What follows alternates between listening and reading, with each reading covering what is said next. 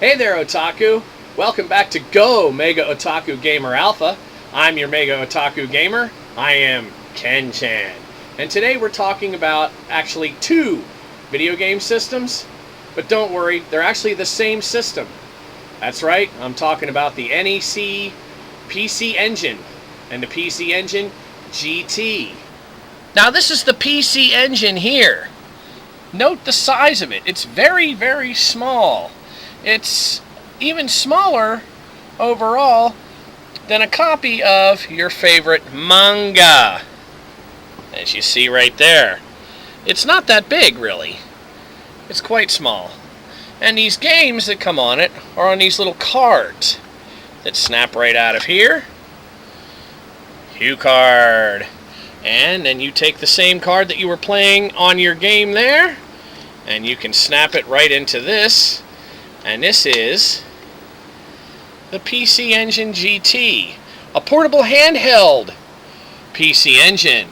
Same internal guts. And what are those internal guts? And what are these machines? Well, let's have a look. Looks like the PC Engine was a 4th generation system. It was known in this country as the TurboGrafx 16. It was released in Japan on October 30th, 1987. And in North America, August 29th, 1989, almost 2 years later. And of course then in Europe it came out in 1990. Now it was discontinued in December 1994 in Japan and in 1995 in North America.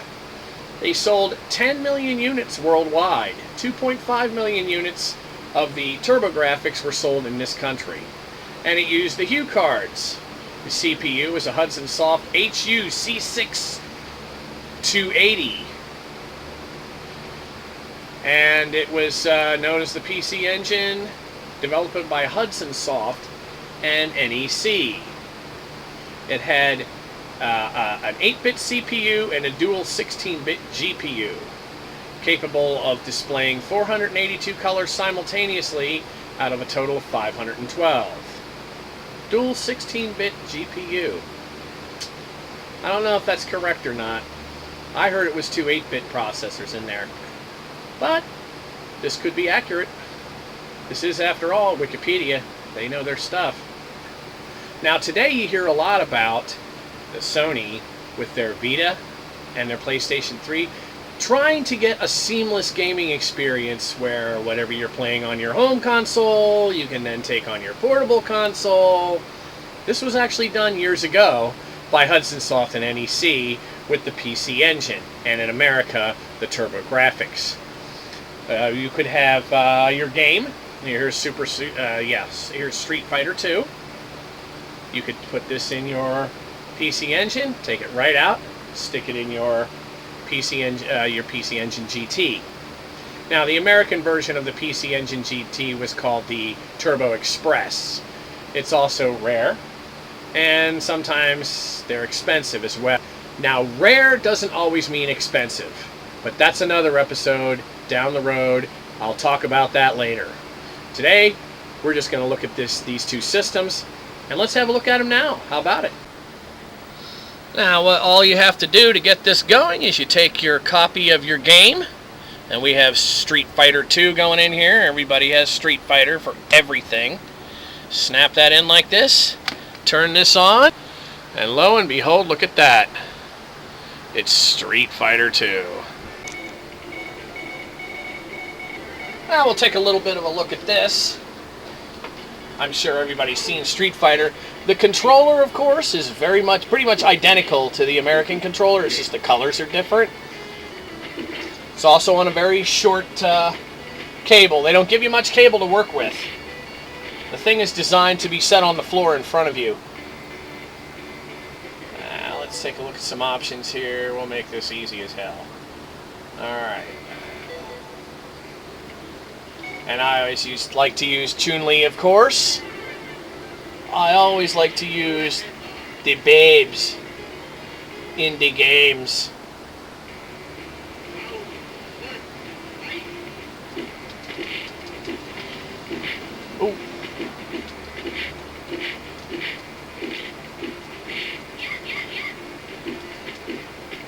Now this control only has an A and a B button for your punches and kicks. So you have to hit this select button right here to go between the punches and the kicks, because you only have these two buttons right here. And the same is it's the same story on the PC Engine GT.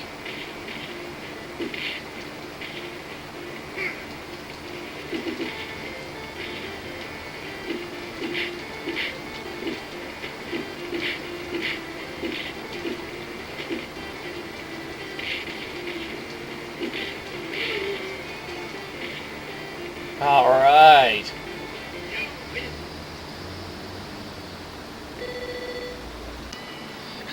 And now, of course, the coolest thing is you have this going on here, and you can go ahead, we're going to go ahead now, we're going to turn this off. And we're going to pull this right out of here, and we're going to sock this right in here. No sleight of hand, nothing unsavory, and boom, we're going to turn that on. And oh looky, what is it? It's Street Fighter 2 on the PC Engine GT. Let's have a look at that, shall we? Okay, and there we have Street Fighter 2 Champion Edition. Same game on the good old PC Engine GT.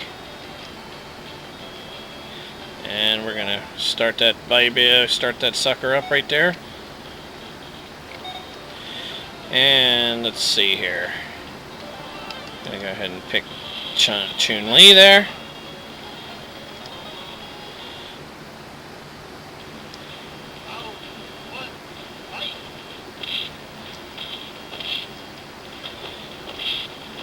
Anyway, you get the idea. This is backlit. This is much better looking than any other system, certainly, that came out at this time. Game systems out at this time, you had the Sega Game Gear, you had the Atari Lynx, you had, of course, the Game Boy, but this was superior to those in its computing power and its graphics. I mean, the graphics on this are quite good, considering this is a portable.